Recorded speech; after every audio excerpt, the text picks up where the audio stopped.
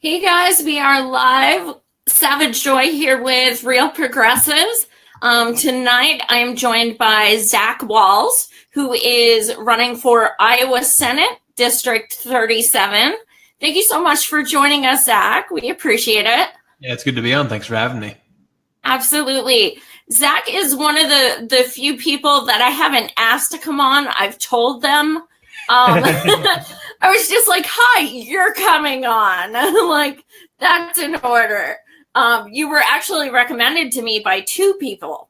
And the interesting thing about you is you literally just launched your campaign That's right. a month ago. Yep. In December. And the amount. Yeah, it'll be like literally 1 month, 1 week, and 1 day, and it's been wild.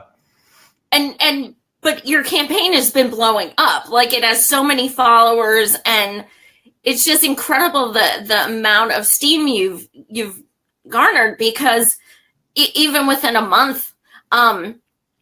So he might look familiar to you guys.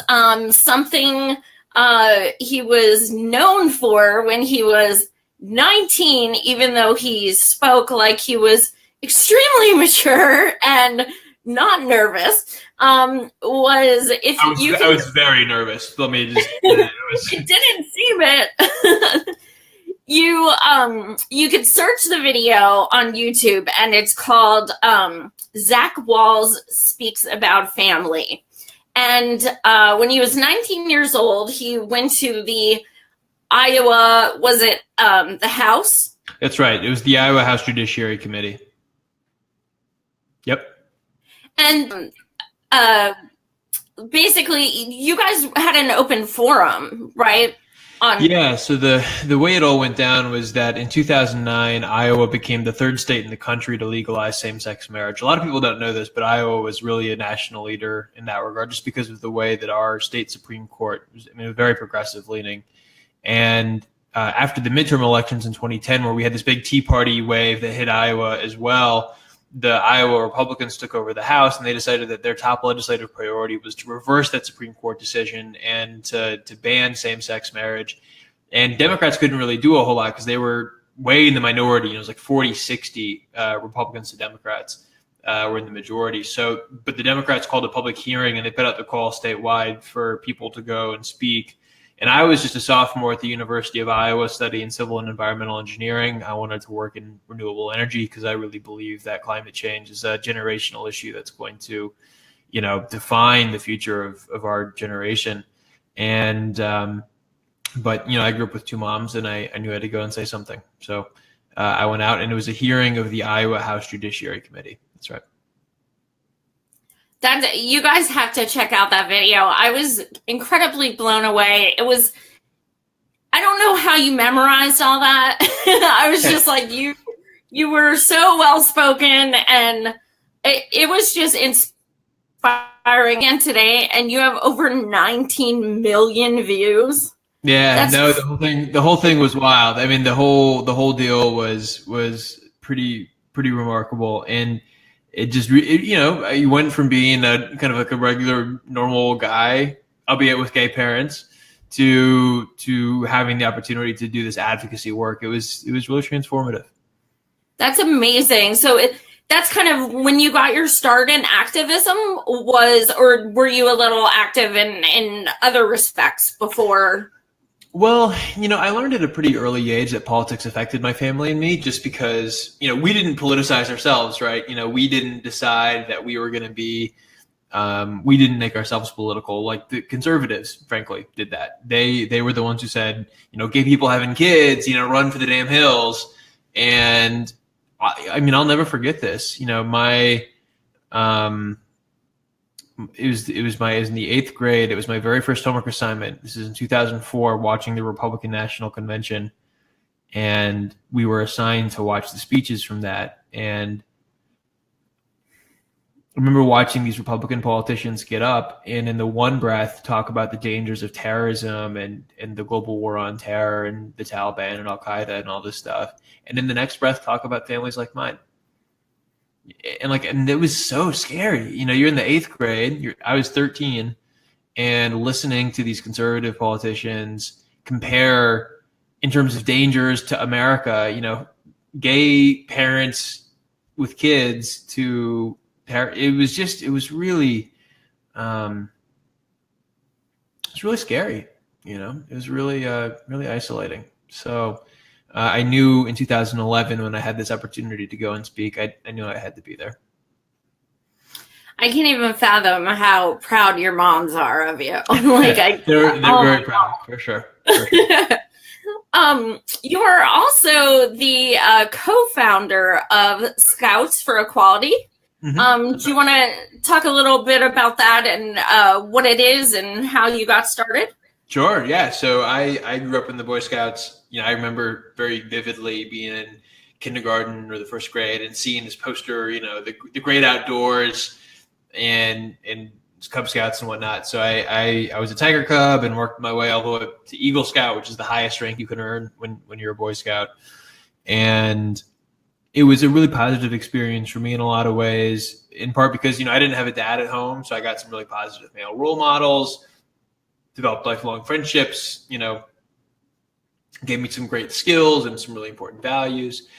And then after I gave the speech and all of a sudden I had this platform to go and do advocacy work and that whole deal, and I said very shortly after that one of my goals was to help transform the Boy Scouts of America. So the Boy Scouts had banned gay members since 1978. They defended that ban all the way up to the Supreme Court of the United States, where they won a special carve-out basically in a 5-4 decision to keep discriminating against gay people. It was called the Dale versus Boy Scouts of America decision, Dale v. BSA. And so in 2012, after I've done a little bit of advocacy work, I've written this book, which was all about my experience in the Scouts and growing up with my moms and the lessons about love and strength and what makes a family.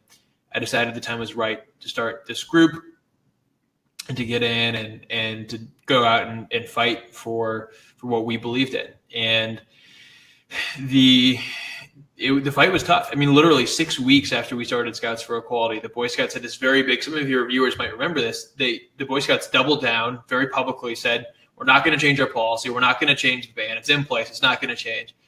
And, we kept working at it. And sure enough, 3 years later, they had ended their ban on gay youth and their ban on gay adults. And just last year, ended their ban on transgender kids too. So it was hard. Awesome. Yeah, it was great. It was really great. And, there's still work to do, but they've come a long, long ways. I'm just awesome. Really proud of my team and all the work that they did to get that done. Heck yeah. And I can't help, though, in the back of my mind, I'm like, why the hell should we even have to fight for this? Like, it's so... Tell me about it. Seriously. Absurd. It's like, it's just incredible. Well, and that's part of the thing, Joy, is that the Boy Scouts, something like 70% of all Scout units are essentially sponsored by churches. And so they have this huge amount of power within the Boy Scouts just because of the really important role that they play. And so that was part of why this had taken so long to change. And so it was really about creating a dialogue, helping them understand, look, we're not trying to fundamentally alter your religious beliefs. We just think that if these values and these skills are really universal, right? If you really believe that every boy should have the opportunity to be a Scout, then why are you kicking people out? Absolutely.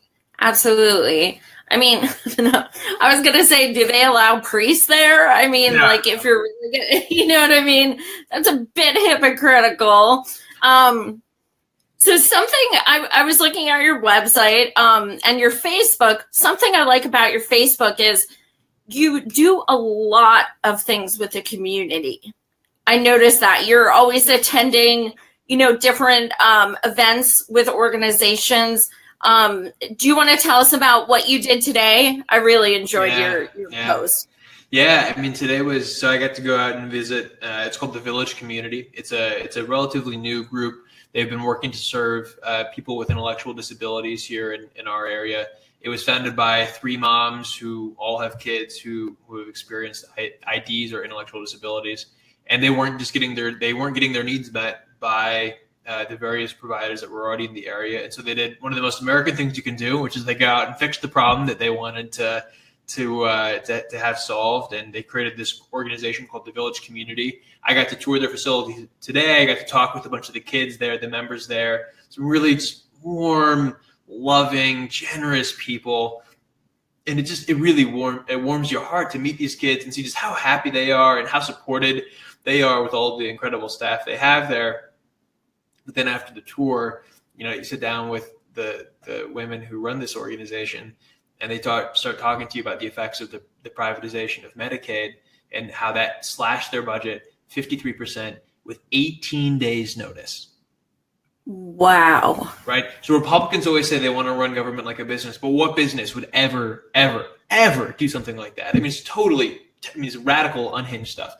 And so it's heartbreaking because these parents know that, if something happened to them tomorrow, the changes that are being made to the system would leave their kids high and dry.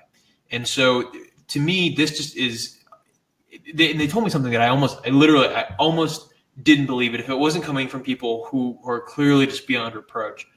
They told me that they had a Republican member of the Iowa House of Representatives visiting their facility a couple of months ago. And he told them, God gave you these children. They are not society's responsibility. And just think about how radical that is, right? Is that something that Jesus would have ever believed? It's like, it's just so hard to wrap your mind around. And so, yeah, I'm a heathen, and even I know that's bullshit.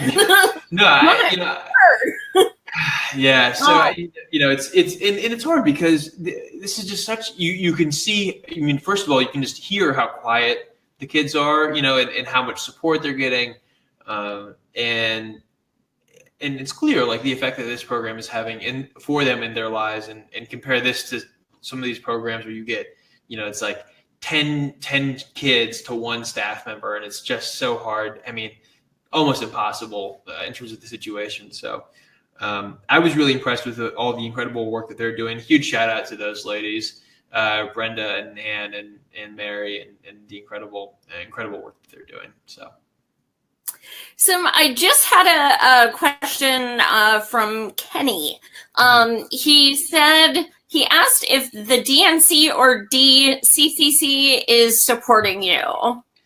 Do you have endorsements from it? No. So the DNC doesn't support. So I'm running for the Iowa State Senate, and the DNC doesn't get involved in state legislative races, and the DCCC only does U.S. House. So there is some Democratic, or I think it's called the DLCC, the Democratic Legislative something campaign committee. Maybe I haven't spoken with anybody from there. I'm in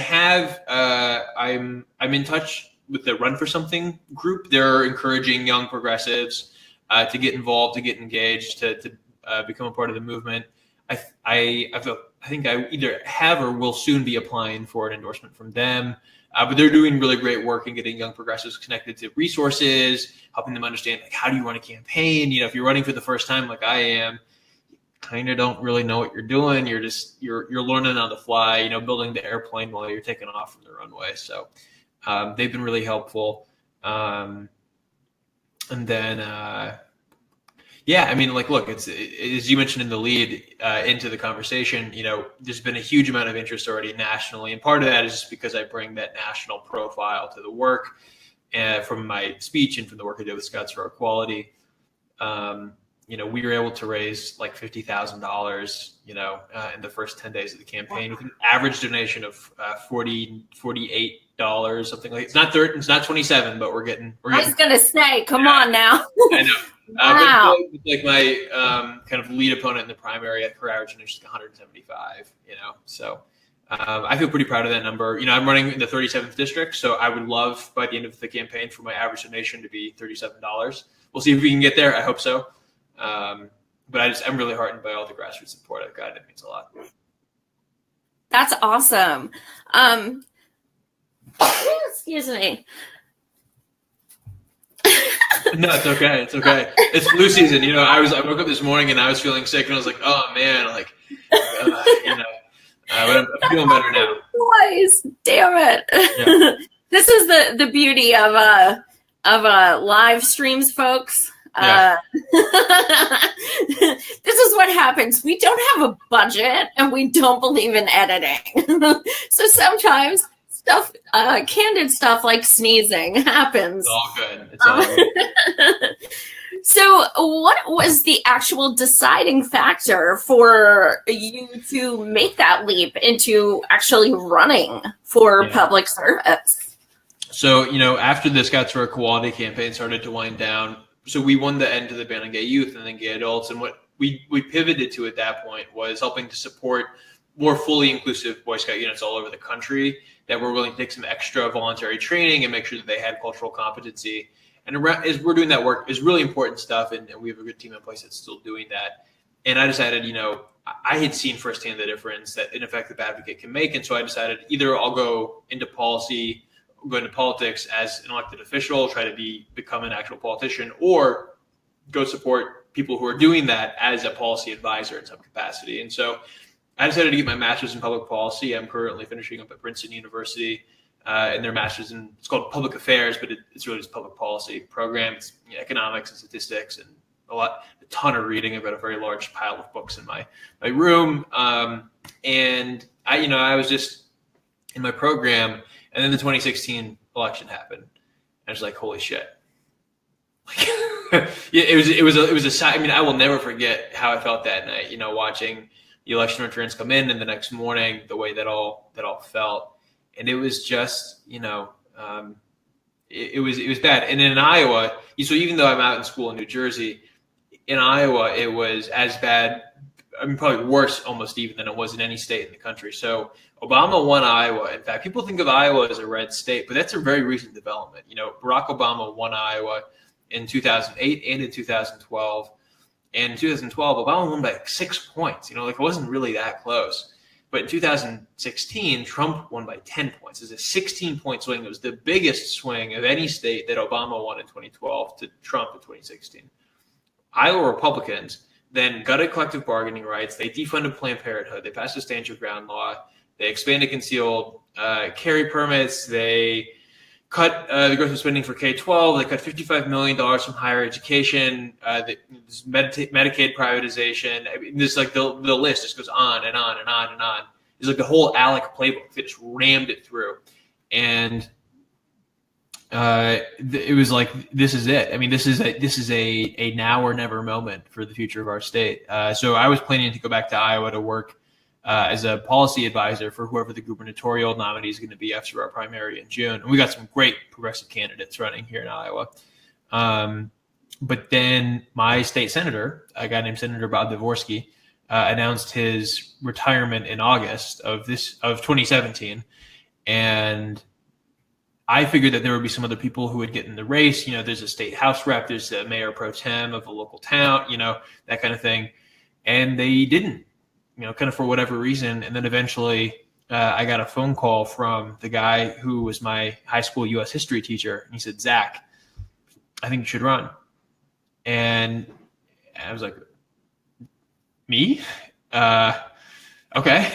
So I looked at it and was like, I think this makes sense. I think it could win. I talked it over with the administration at school, and they were like, yeah, you only need 3 more classes to graduate.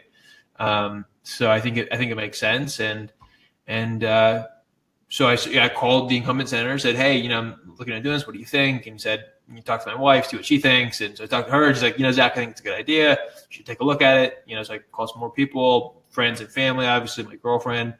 We talked it over and then decided to do it. So fundamentally, the reason I'm running is if we don't win elections in 2018, we're hosed. All of these changes Republicans have made get baked into the policy, cake, so to speak. And that would be a really, really bad cake. So we got to turn it around. And it means winning, holding on to this seat in the state Senate, but then also winning the governorship, taking back the House and expanding the map in the Senate. So that's a very long-winded answer. I need to work on cutting that down. No, I appreciate it. As bad as the Republicans suck, and pretty much everyone watching knows this, right. Do you think that the Dems are where they should be? No, well, in Iowa, no. Yeah, look, we got our clocks clean in Iowa in 2016. And I think there are a couple of reasons for that.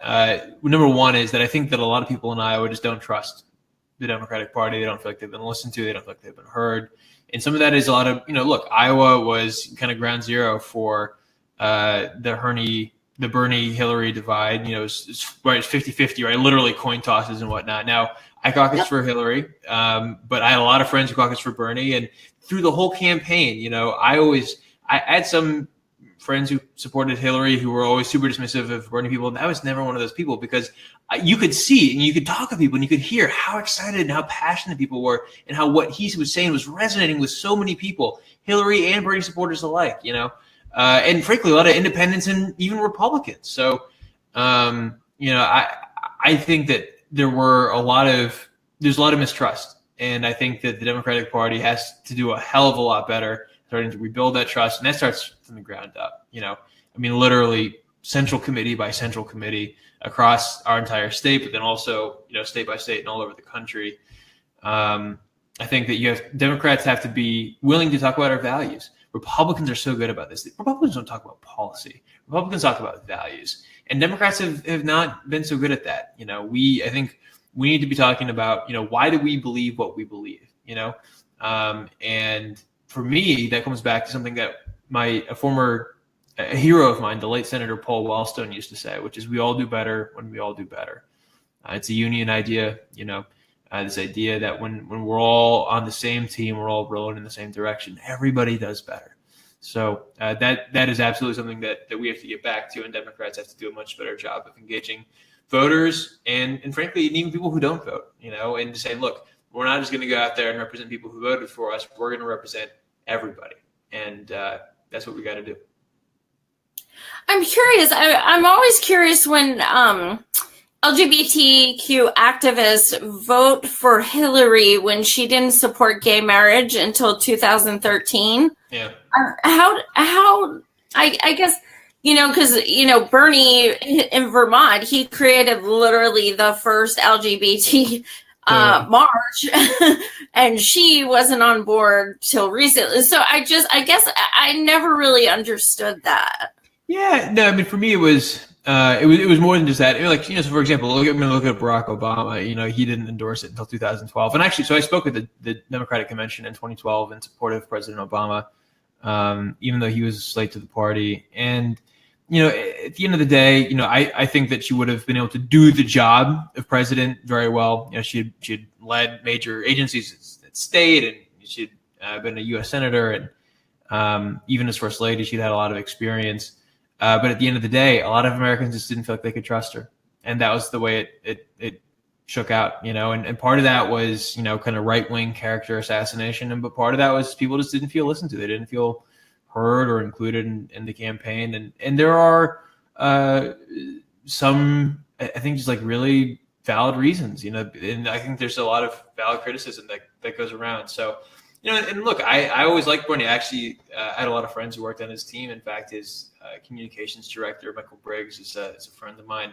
And I actually almost took a job for Senator Sanders on his campaign when he was just getting off the ground. So, throughout the whole campaign, I know it got really acrimonious and it was really, really intense. And that's definitely, it's definitely the way that politics is, right? When, it's passionate. But I always held my Sanders supporter friends in very high regard. And I was trying to remember, like, how would I be thinking about this if I'd taken that job? If I'd been working on this press team, like, how would I be thinking about this situation, here where we are? And that was helpful for me. One of my, I don't know who, because it comes up as real progressives. The DNC argued in open court that their own members have no right to democratically choose who wins their own primary. And that is true. I've read the transcript 3 times. So how do you deal with, answer responses to people when they say, look, my vote doesn't matter. Bernie was cheated. Donna Brazile admitted this. There is proof of this. They admitted this in the court. How do you tell people, no, vote? Your vote is going to matter. Yeah, well, can I get back to rebuilding trust? I think this is really hard too, because I live in Iowa. We have the caucuses. The caucuses, unfortunately exclude a lot of people who work second shift, work the third shift, can't get childcare. I mean, it's really, really hard. And I know that there's a reform commission here in Iowa that's going to try to figure out, okay, how do we include people who can't be here in person, that whole deal. And it's a tough question, just because we've done the caucus. In fact, we actually have, a lot of people don't know this, but we have the caucuses coming up in about a week, like literally a week from right now. I'm going to be going to caucuses here in Iowa, talking with party activists. And like, you have to be really hardcore, to a real hardcore activist to go to the caucuses in an off-cycle year. But it's really important in terms of building the party up, and also candidates. I mean, like myself, are going to be going to these kinds of things. So, in terms of the question about how do you rebuild trust, in the DNC, of course, is only one part of it, right? I mean, even though they are like the Democratic Party, at the end of the day, the Democratic Party are the people who show up to meetings, right? They're the people who run for office. They're the people, and it's part of why I've been so excited about this cycle, seeing so many people decide, you know what, screw it. This is the year I'm going to get in. I'm going to do what I can. I think it's incredible. No, I mean, I think that the way that we rebuild that trust, the way we make that happen is by being that change that we actually want to see. And it also means, it means I think there's some Democrats who think that, the reason we didn't win in 2016 is we just didn't do enough of what we needed to do. And there's some people who say, no, we got to learn some lessons from 2016. And I'm definitely one of those. I think that, especially here in Iowa, the way that a lot of Sanders supporters were treated was just not acceptable. And if Democrats really mean it, they really want to be the party of progressive values, then that means that you've got to open this up. You've got to get ready to include that next generation of activists, people who are independents, people who are sick and tired of the two-party system, and who want that home to organize and do that activist work. It can't just be the way it always was. Now, I know you have a caucus on Monday. Can you just explain to people why they do that? What is the caucus? I know, sure. Yeah, why? Sure. It's you said a lot of people are at work or things like that. First off, how long are they? So it's only about an hour, and so in an off-cycle year, it's not. So in the presidential years, it can be really complicated because you have to go through several cycles of preference groups, and then if you're not viable, you have to split. And so if you don't get to 15, anyway, the presidential years, it's a whole different kind of ball game, and the off-cycle years, it's pretty low key. Excuse me. It's where you elect people to the central committee for your county, and so in Johnson County, where I live, the central committee is huge. It's I think almost 50 people. Whereas in Cedar County, which is in my district and it's to the east, central committee is 12 people. So, it really just depends on the population and how strong the Democratic Party is. And so the caucuses are actually a really important opportunity, especially in these off-cycle years, to get people who are interested in like this is happening all over our state. There are so many people who are getting active and getting engaged for the first time because they're looking at what the Republicans are doing, both here in Iowa, but also nationally. And they're like, holy shit, this is not the country that I thought I lived in. This is not the state that I thought I lived in. And I got to do something. And so part of that is getting engaged, whether it's with the Democratic Party or Indivisible or, any of the other incredible groups, Our Revolution, that are popping up and that are doing great activist organizing work and getting people engaged. So that's part of what the caucuses do. And I think lots of states have them. Even if they vote for the presidential race using a primary, they'll have some kind of similar process around this time of year to kind of just get people, and it's hey, we got an election coming up in November. Start paying attention, get engaged, get active. So does that mean you guys have an open primary, or how does that work? So the caucuses are run by the parties. So the Democrats run the Democratic caucus and the Republicans run the Republican. I think they do a caucus, but I have to confess I'm not actually positive because I just don't really engage them electorally in that capacity. But yeah, you can show up as an independent or Republican or what have you. We have same-day registration in Iowa, so you can. It's not an issue at all. It's so funny, Joy. Growing up, I didn't realize that other places didn't have same-day registration. I assumed that we had it here in Iowa that was normal for everywhere, and it's not. So actually, it's funny. I spent the summer working for a group called Let America Vote. They were sponsored by, or they were created by Jason Kander. Your viewers may not know the name Jason Kander, but he was the guy who had the ad in 2016. He was blindfolded assembling a rifle on a table. Yeah, exactly. Right. Okay. And he was a Secretary of State. So as Secretary of State, he oversaw voting rights in Missouri, where he was running. And he decided what he wanted to do after the election was to fight for voting rights. And so I worked for him over the summer, and I learned a whole lot, including just like how disparate our voting rights laws are in this country. The fact that same-day registration is only, in some states, not in all states. So that's a roundabout way of answering your question. But yes, anyone can come to the caucuses and participate. Doesn't matter what party they're in. Being in Pennsylvania, we're a close primary and we have to register. I want to say when I was working for Bernie, I believe it was 29 days prior, but right. New York is incredible. They vote in like June and they have to register by October. Yeah. You don't even know who the candidates are at that point. It's incredible. Yeah. I think, voter registrations, things like that, changes like that would change democracy. We should have same-day registration in all 50 states, period, end of story. Absolutely. Or Bernie even said that we should have automatic voter registration when you turn 18. Absolutely. So I think that's an amazing idea. A lot of your listeners or viewers may not necessarily know what AVR is, or automatic voter registration. This was something that we worked on with Let America Vote. It's actually, remarkably, it's even a bipartisan idea. Illinois, which is just next door to Iowa, passed an AVR bill in this most recent legislative session with it was literally unanimous. Every single member, Republican and Democrat, voted for it. A Republican governor signed it. And basically what this bill would do is every time you interact with a government office, you'll be automatically prompted to register to vote if you aren't already. And then for people who are turning 18 for the first time, turning 18 for the first time, but people who are turning 18, right, they're being entered into the system automatically. And what that actually does is that it means that you have many more people who are registered to vote. And the reason that's important is because if you've worked on a political campaign, most of the political targeting happens at people who are registered to vote. If you're not registered to vote, you're not in the system. We don't know where you live. We don't know what your name is. We don't, so we can't get a hold of you basically. But if you're registered to vote, then you get the mailings, you get the emails, you get the phone calls, and you get engaged in the political process, often for the first time. Yeah, that's a very good point.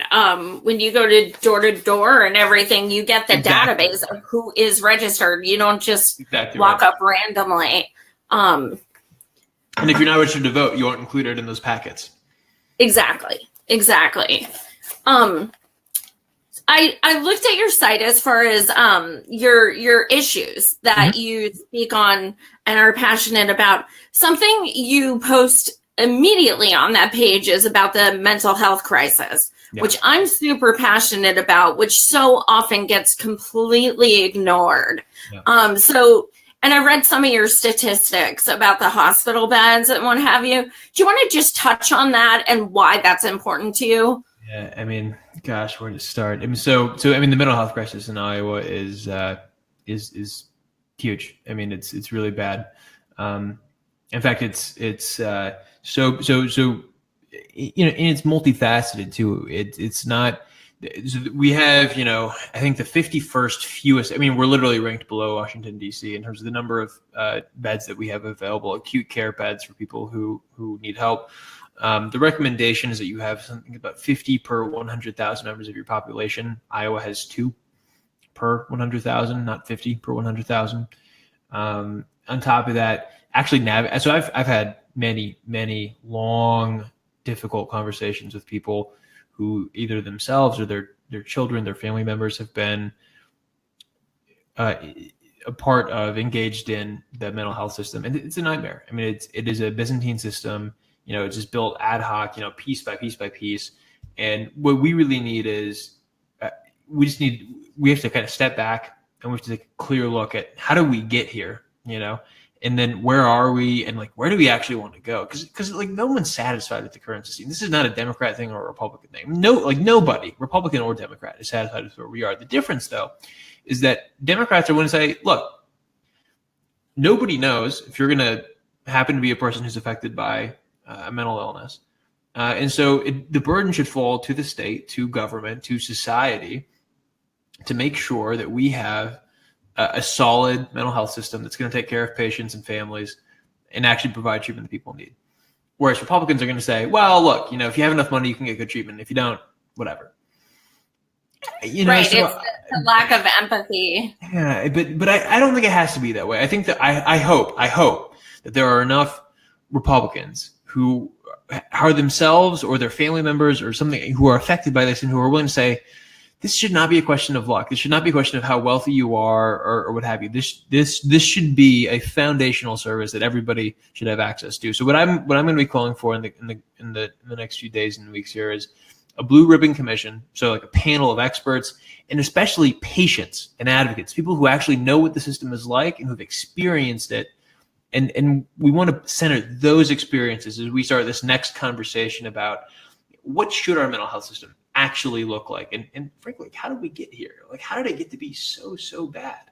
So that's something that's personal. And there are a lot of reasons why it's personal, but part of it is because like whenever I've done 6, there's only been a month at this point where we've already done 6 kind of public meet and greet events, and every single one of them, the mental health crisis has come up. Now I see a comment here talking about single payer. Absolutely. Now that being said, paying for this stuff is slightly different from actually being able to navigate the system. And a huge part of the problem today is not just like, how do you pay for it? Because a lot of these people are on Medicaid, so they have public insurance already. It's also like, what is the ease with which that you navigate the system?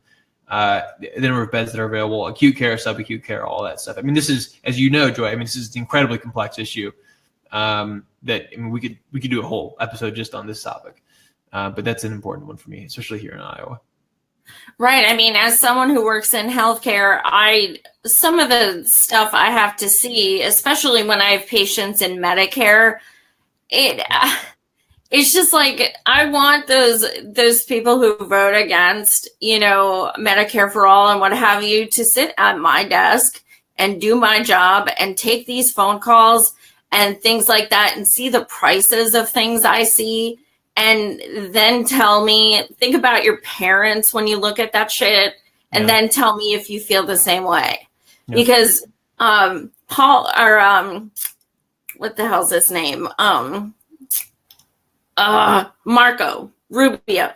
He'll be like, my mother's on Medicare. I don't want to stop Medicare. That's always his thing every single time. But then he votes, to take away health insurance. So they act like they have empathy, but they're so rich that it literally doesn't matter if they have insurance. So they don't care. Yeah. Look, the reality is that all of us need healthcare that we can count on when we need it, right? Regardless of whether you're rich or whether you're poor, we all have the same fundamental need, which is that when we are sick, we need help. And at the end of the day, this should not be a question of whether you have a lot of money, or whether you were born into a family of means or wealth or what have you. This should be a question of how do we provide that care to as many people as we possibly can at a cost that is sustainable for the public.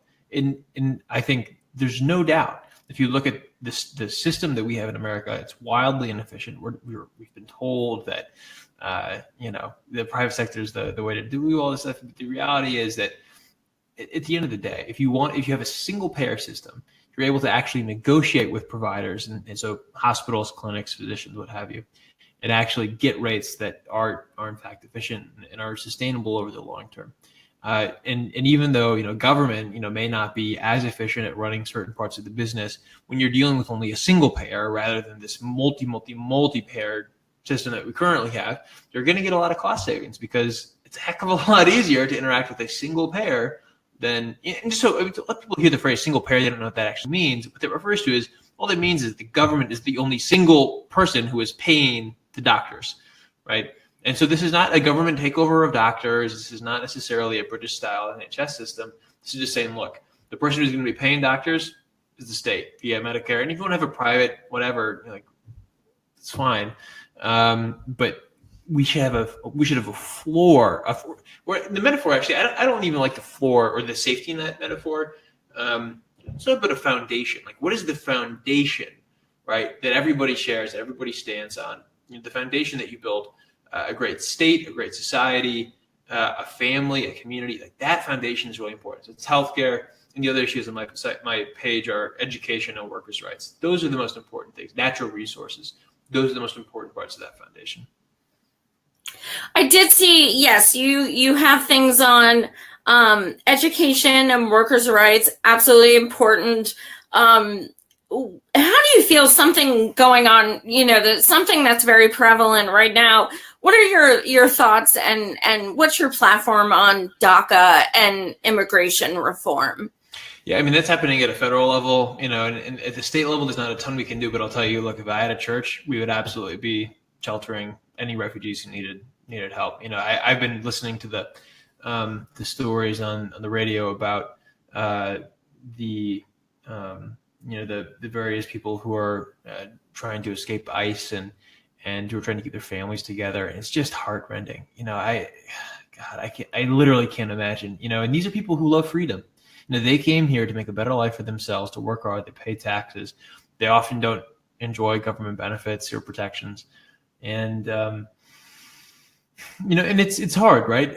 Because you have to, like, you do need secure borders. You have to prevent terrorists or whatever from getting, but that's not what we're talking about. That's not what we're talking about. What we're talking about are, especially the dreamers, kids who were brought here when they were just babies, children who like, this wasn't their choice, but who this is the only country they've ever known. I mean, they speak in most cases, fluent English. You would never be able to predict, one way or the other.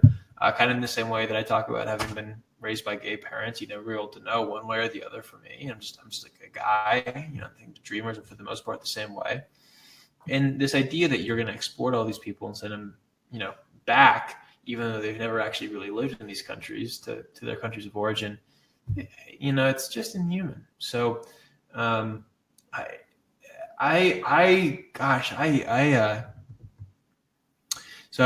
I was in there's a little town called West Branch in my district where I'm running. It's a population of probably around 1,800, 2,000 people.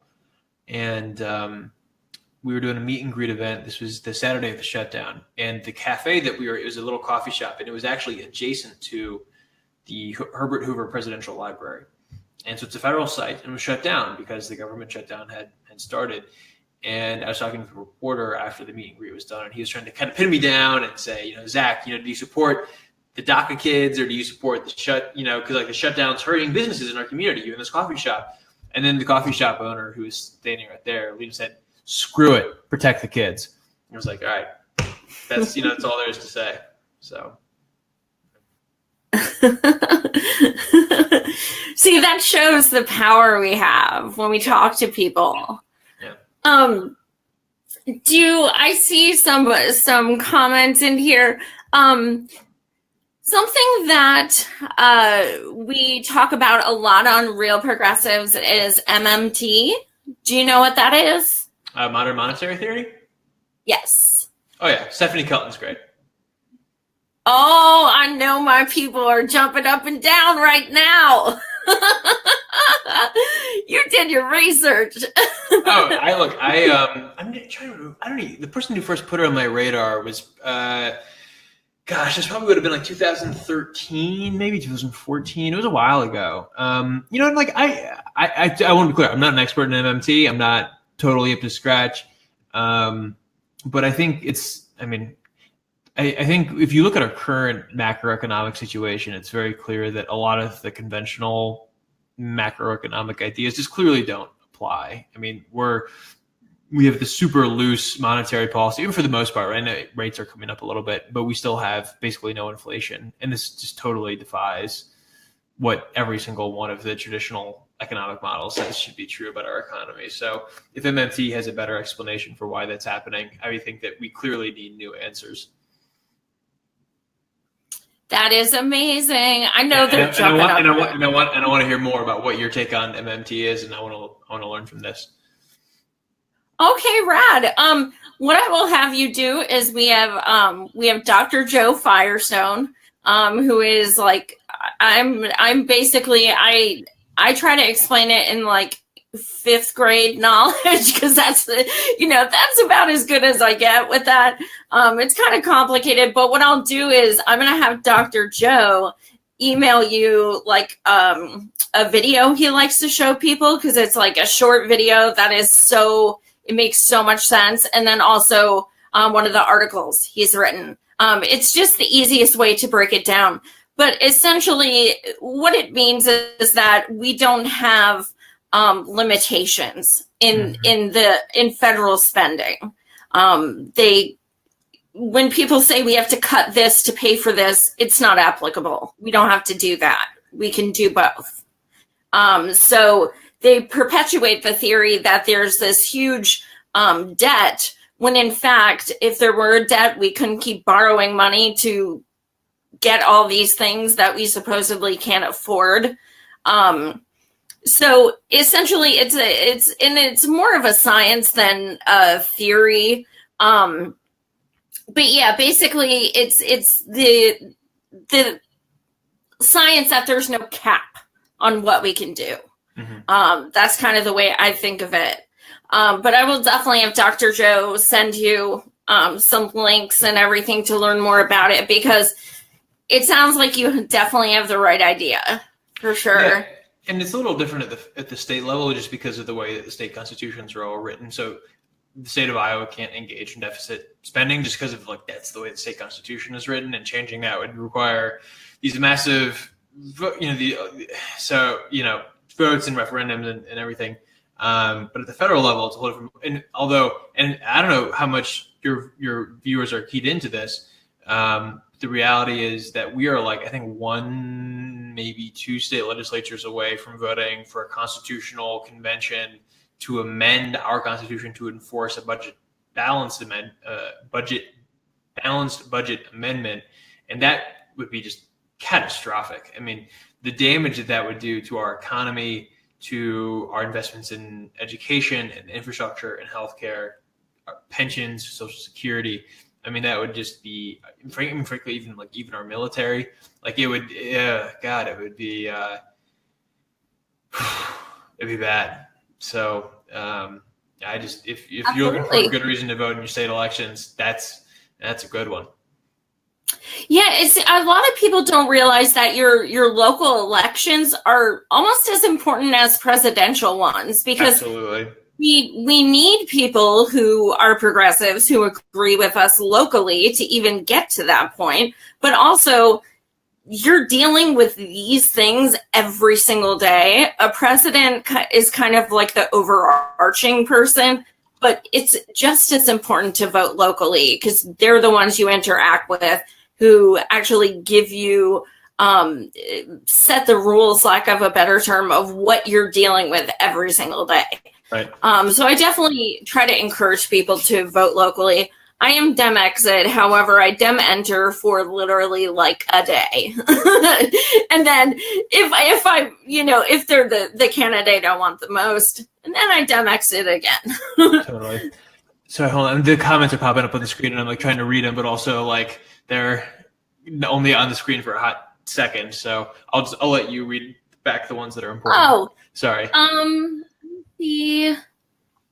It looks like people are just saying that about modern monetary theory. Yeah, it looks like just comments about that. That's typically what what a lot of the comments talk about is MMT. Brother Rocco from RP, he said that austerity is murder. And that's it's kind of drastic, but at the same time, it's correct. Yeah, God, I saw this really weird working. I think it was an NBER working paper the other day, the National Bureau of Economic Research, about how was it? Sorry, I just had something in my headphones. Something about when when government spending contracted, or during recessions, basically, you actually saw a life expectancy increase, which goes in the exact opposite of what I would have expected. Because my previous understanding was that when you see increases in unemployment, you see it spikes in the suicide for a population. So Right. I have to read more on that one. This is a very strange paper that I saw. If any of your viewers have seen that or had caveats or something that they want to show, I'd very much appreciate seeing whatever those were. Yeah, that's interesting. It was really, really weird. Anyway, sorry. Oh, that's okay. Global That's warming. the whole thing about my show. It's freestyle. Like there is no. Well, so I do believe global warming is a huge problem. I don't think chemtrails are a real thing. Or if there's good evidence to suggest them, I haven't seen it. Yeah, I mean, look, on climate change, I mean, it was 50 degrees in Iowa 2 days ago. Weather is not climate. I think the more important thing to focus on is the fact that last year was the warmest year on record, or the second warmest year on record compared to the one before that. So, yeah, I mean, look, it's climate change. Like I said, I think it's a generational challenge for anyone who either who's planning to be around for another 20 to 40 years or has kids or has grandkids. I mean, it affects everybody. And the reality too is that those of us who live in the United States will be affected negatively, especially if you're in a coastal area or live in an area with an extreme climate. But generally speaking, we'll be mostly fine. It's going to be low income people living in the global South who bear the brunt of this, because because we've just been burning carbon-based fuels without abandon. And I think the challenge is, look, there are lots of places where burning fossil fuels allows people to create electricity, and having electricity means that they have light and they can read, they can learn, they can do these incredible important things. But we can afford, those of us here in the United States, we can afford to have clean, renewable fuels, right? And we can afford to be engaging in the kinds of activities like planting trees and sequestering carbon that will prevent those devastating consequences from happening in places where they're going to be hurt for no actions of their own. It's because we are the ones who are the polluters. So we have to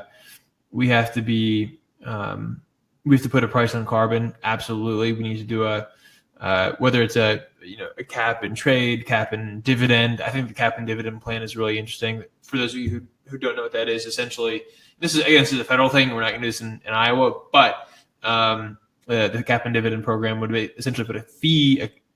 We'd cap the amount of carbon that you can produce, put a fee on it, and it would escalate over time. And the revenue that would generate would then be paid back to all Americans in the form of a dividend. So it'd be pretty remarkable if we could do that. Wow. I would say that definitely.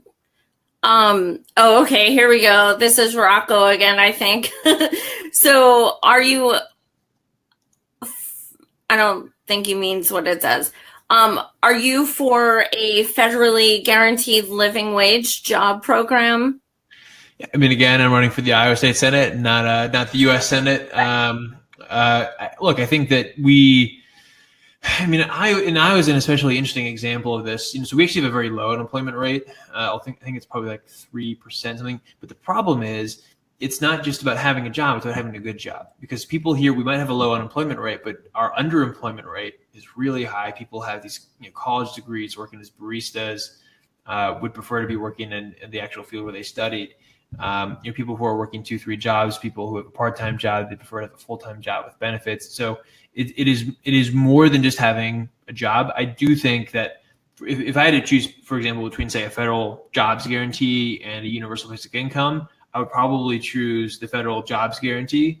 I do think the UBI is interesting. I think there are questions about funding, but then also what a lot of people don't understand, the reason you want either a UBI or a federal jobs guarantee is it gives workers more negotiating power.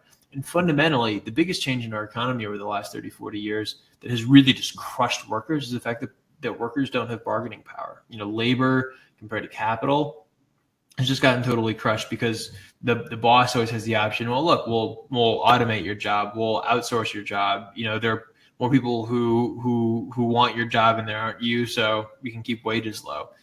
I was actually really proud of our county here in Johnson County in Iowa. Our Board of Supervisors voted to raise the minimum wage to 10.10.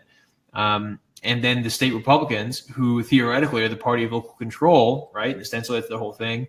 They said, nope, can't do that. So they actually passed a law targeted at our county and our county to the North Lynn County that voted to do the same thing, to say, no, you can't raise the minimum wage. And so even though you have this party of local control, theoretically, they stepped in and said, nope, can't do it. And it was just really, God. You ask about why I'm running, stuff like that. Yeah, I think I'm in Pennsylvania, and I want to say ours is $7.25 or $7.50. Ours is $7.25. I don't even. What's that? Ours is $7.25. That's like $14,000 a year. $14,000 a year is not very much money. I can't fathom. I mean, my husband and I, we don't have kids or anything, but I can't even fathom just the two of us living on that. It's just. Yeah. Oh my God. It's incredible. So yeah, the fact that you want a higher living wage is definitely a litmus test for a lot of people. Yeah, so absolutely. That's definitely. And it should be. It absolutely should be. I mean, look, when I was in college, I started a small tutoring company. We hired high school students to tutor other high school and junior high students, and we proudly paid our employees $15 an hour. I thought it was the absolute least we could do to say, look, if you're going to be, doing this work, you're working with kids, you're putting together lesson plans. And even though most of these kids, their alternative was a job that paid $7.25 an hour. And I said, absolutely not. We should be paying $15 an hour. That's exactly what we did. That's awesome, especially for years ago as well. That's pretty amazing. Yeah. Wow, I can't fathom. I remember when I'm almost 40, but when I was in college, I was making I want to say like $5.50. I want to say, I feel so old saying that, but that's when I was your age.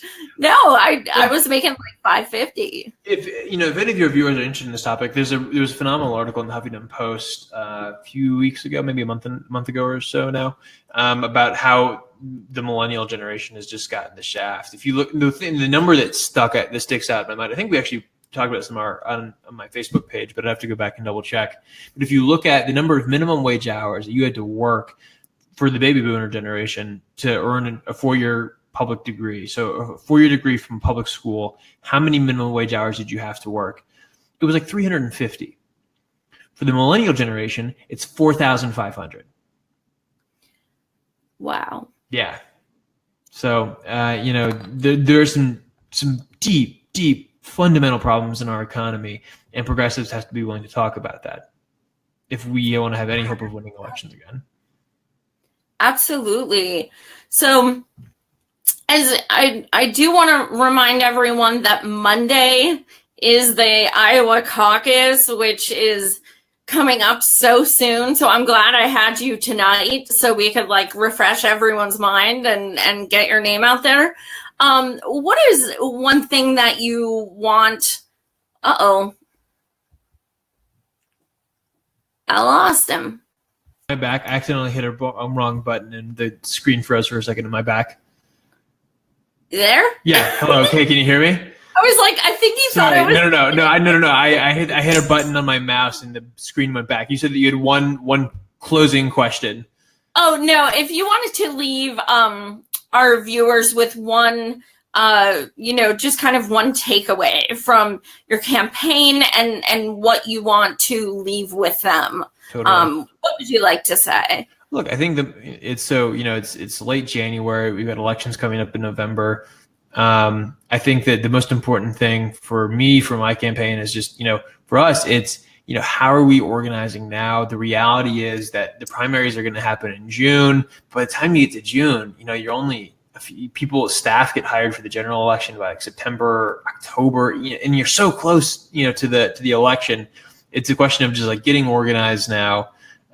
Whether you're finding a candidate who you want to work with, a progressive Democrat, or it's Indivisible, or it's some other organization, go out, find that group, get involved, and just start showing up. This online activism is great. It's a great way to get out information, to build community, to do all that stuff. But nothing beats going to a meeting people face to face, having a beer when you're done, knocking on some doors, making some phone calls. Not necessarily in that order. and actually engaging with your community, because the only way that we're going to win and make the change that we all want to see is by winning elections in November, and getting people into office and getting rid of these guys who think that global warming is a hoax and that the economy is fine and all that stuff. And absolutely. What's that? And stuff is a generous word. Yeah, very true. Do you want to give your website, your Twitter, all that fun stuff? Yep. I spend a little bit less time on the social media than I did before I got in the race, but you can find us on Facebook, facebook.com/Zach Wahls, ZACHWAHLS. I'm on Twitter at Zach Wahls, same spelling. And our website is Zach Wahls for Iowa. That's FOR, not the number 4. ZachWahls4Iowa.com. You can also just go to ZachWahls.com and it will redirect you to our campaign website. So you just Google it, and I'm relatively easy to find on the internet. And also go to YouTube. He has tons of interviews and appearances on there. Very inspiring words from him. He also has a book. So you can definitely hear more from Zach. He's not going anywhere. That's for sure. I have a feeling. I'll be around. Well, thank you so much for joining us, Zach. We really appreciate it. We wish you the best of luck, and please keep us updated. I certainly will. Thank you so much. Thanks, Take care. Have a good night. Bye-bye. You too.